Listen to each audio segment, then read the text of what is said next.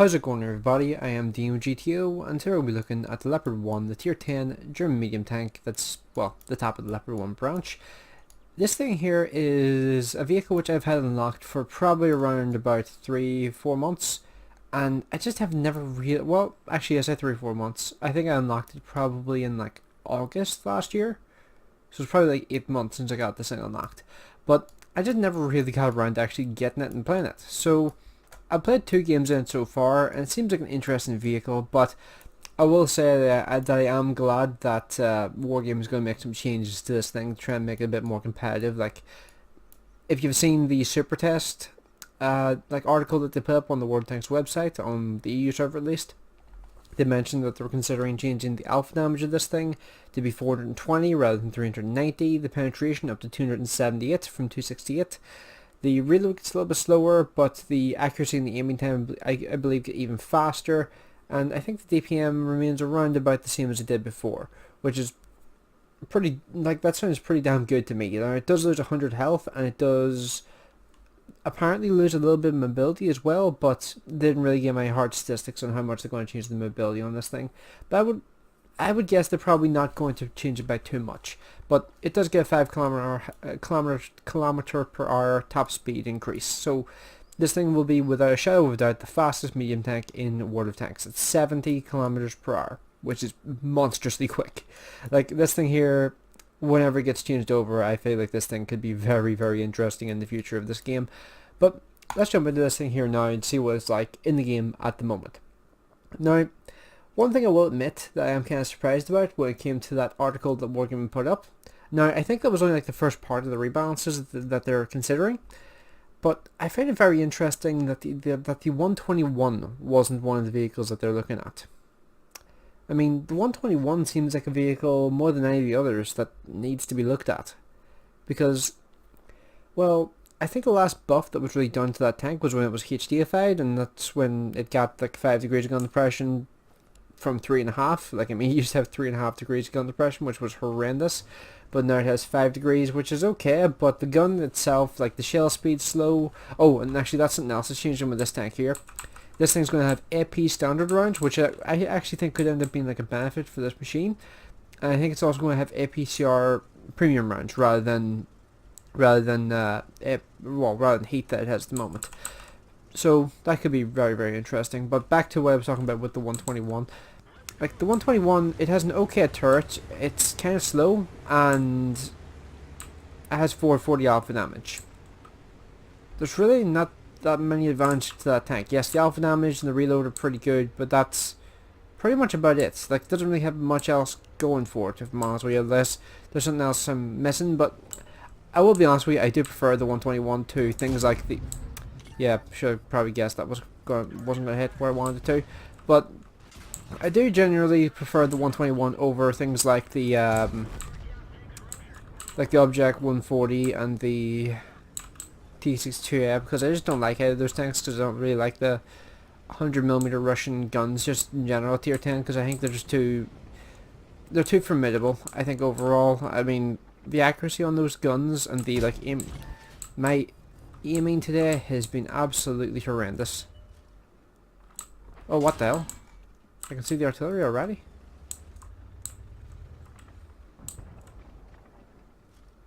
How the hell did I spot that guy? I have no idea. Kind of strange. I'm really actually not sure how I managed to spot that guy. Of course, now I'm getting spotted by everything as soon as I try to come forward. And because this is one of the issues with the Leopard, because it doesn't have any turret armor, it means that every single time something hits you, it's going to do damage. No doubt whatsoever. It's kind of one of those things that you just have to put up with in this vehicle. Not really much you can do to stop it, aside from just not get spotted. But in situations like this, on maps like this, like, you don't really have a real option to remain unspotted other than sitting up here, which I don't particularly think is a good idea, because it just means you're just kind of being like passive the entire game, not really doing much to actively like help your team.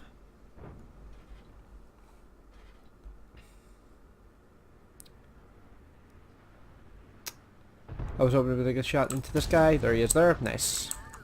EBR 75 dealt with at least. TVP 5051. I would like to have that guy dead sooner rather than later, but I don't think he's going to die particularly quickly.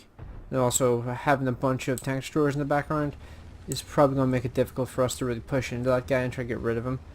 Thankfully though, the Udes is losing a substantial amount of health very, very quickly. So let's quickly just take a wee look here and see. Can I see anything from the enemy vehicles right now? Not really, but that TVP is a worry. I feel like he's going to kill me, isn't he?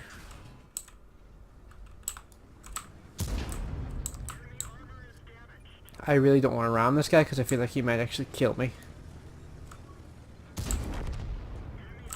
Okay, so yeah, I think if I had tried to ram him there, I think he probably would have killed me. So I think I made the right call there, because I actually think these things here are roughly the same when it comes to armor, and roughly the same when it comes to weight. But he's got a better part of weight. I think he has a better part of weight ratio.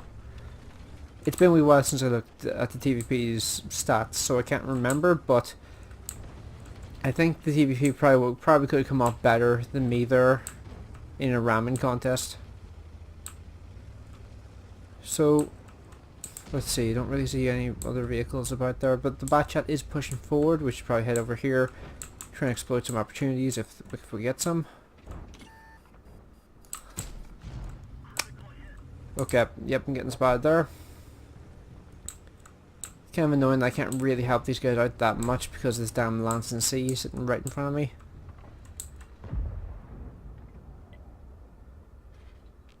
I have a visual on this guy, like it's the tiniest little sliver of visual on this guy, but it's nearly impossible to get the shot into him. I really haven't done much in this game, but it's mainly just been down to me just trying to get damage out where I can. The problem is, fighting positions to actually deal the damage can be difficult sometimes.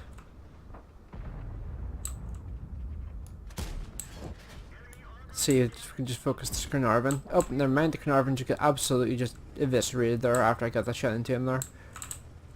That helped my damage total a bit. Let's see, the 704 is the next tank to be concerned with. Also there's artillery too, but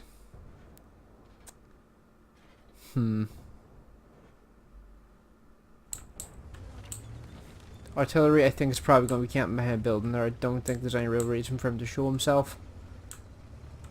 So let's keep an eye and see if we can get shots over towards this Type 5.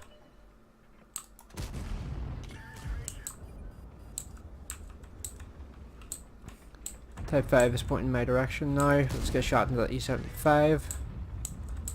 If I can get one more shot off of damage, I'll actually complete a mission as well. Question is, like, I don't think I have the gun depression to get the shot into the Type 5, so I would need a shot into that E75. E75 is probably not going to give me it though.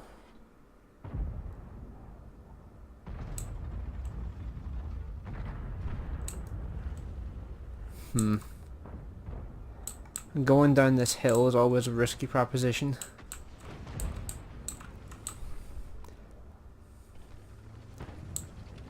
Honestly, I kind of want to go around rather than trying to rush down towards that Type 5.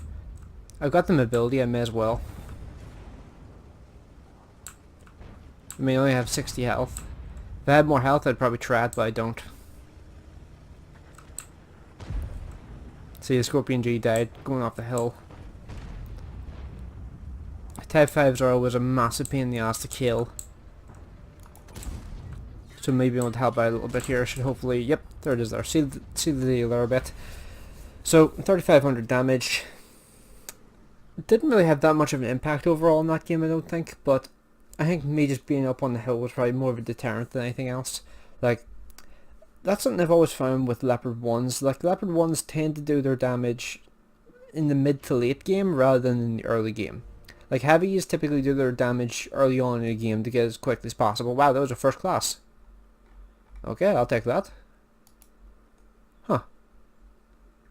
Didn't actually feel like that was a particularly great game, but I guess it was okay. So, just finishing this video off here just with a comparison between the Centurion Action X and the Leopard 1. Now, I have done this comparison before, but I've forgotten just how much the Centurion Action X actually outclassed the Leopard 1. So these two vehicles are completely stock here, as I'm showing you here at the moment, and the Centurion has the same alpha damage and the same penetration as the Leopard 1, so that's okay. Then you look at the Centurion's rate of fire and you realize it has a faster rate of fire, and you're like, that doesn't seem right. Then you realize it has a faster turret reverse. That's kind of weird. It has 1 degree better gun depression. And then you realize it has only a wee bit worse accuracy and a wee bit worse aiming time. Doesn't really seem like much of a disadvantage when you have a faster rate of fire and better gun depression. Then you look at the armor and you think, something doesn't seem right here. And the Centurion has 202mm more frontal armor on the turret. It has a far more usable upper front plate, has far more usable side armor, because the Centurion can actually use its side armor, unlike the Leopard, which is pretty much, it pretty much has no side armor to use. And then you look at the mobility and you're just like, is that all you get as an advantage in the Leopard 1 in comparison to the Centurion? Because you get 12 kilometers an hour top speed, and you get less than 2 battery horsepower per ton ratio. Meanwhile, the Centurion gets far superior armor, gets a gun which I would also argue is better in most situations, and its mobility is not that far off the Leopard 1. It is incredibly close to the same level as the Leopard 1, and it's a more flexible tank with the ability to actually use its turret while peeking over ridges, whereas the Leopard 1 can't afford to get hit because it will get penned. The Centurion just seems like it outclasses the Leopard 1. It seems like a classic case of this tank was introduced into the game later, so it's just a better tank. So I honestly think the changes Wargaming are going to make to the Leopard 1 are going to help it out immensely. It's going to make it so that the tank kind of just comes out from the shadow of other vehicles which are able to do the same job as it, but are able to do other jobs as well, which is kind of the case with the Centurion. Because the Centurion can play as like a hull down monster while also kind of just taking up the sniping role as well. Like, it can do both of those roles, whereas the Leopard 1 can only really do the sniping role. It can try doing the hull down monster role, but it won't really work very well for that tank because, well, if you get hit unluckily once by like a Death Star, then you're probably going to lose all your health and die. Whereas if that happens to the Centurion, you'll lose probably half your health pool, but you'll survive. It's just one of those things. So, yeah. Let me know what you guys think of this video in the comment section below, and I'll leave a link in the description to the World of Tanks article where they talk about the changes to these vehicles, because I think these changes could actually do a lot of good things for the game, just making the lines more distinct and a bit more interesting just in general. And that's apparently only like the first part of the changes they're potentially going to make. So I'm very curious to see what they do with tanks like the 121, tanks like the IS-4 in particular, because I've always loved the IS-4. I haven't had one in my garage for a while now, and that's purely because I want to remember that tank as it was, not as it is now, because it's been power crept pretty horrendously. So yeah, this is one of those things where I don't want to realize just how outclassed that vehicle is by today's standards, because there's no real getting around to the IS-4 is pretty much completely outclassed at this point, which is pretty sad because my highest damage game ever was in the IS-4, and I kind of miss being able to just go out and play that tank, but nobody plays the IS-4 anymore. I can count the amount I've seen in the last month on one hand. So yeah, not particularly good news for the IS-4. So let me know what you guys think of this video in the comment section below, and let me know what other vehicles you think Wargaming should rebalance, because personally the IS-4 is the top of my list, but I would also like them to take a look at, I'm trying to remember what it was, the T110E4, that was it. T110E4 I also think needs taking a look at, because I really don't think that thing works for that line, because you have a bunch of tanks with 10 degrees of gun depression or 8 degrees of gun depression, then you get 6 degrees at the end. It doesn't really work for that line in my opinion. I really think that vehicle needs to be sorted out in some shape or form. So yeah, leave your comments in the comment section below, and I'll see you in the next one.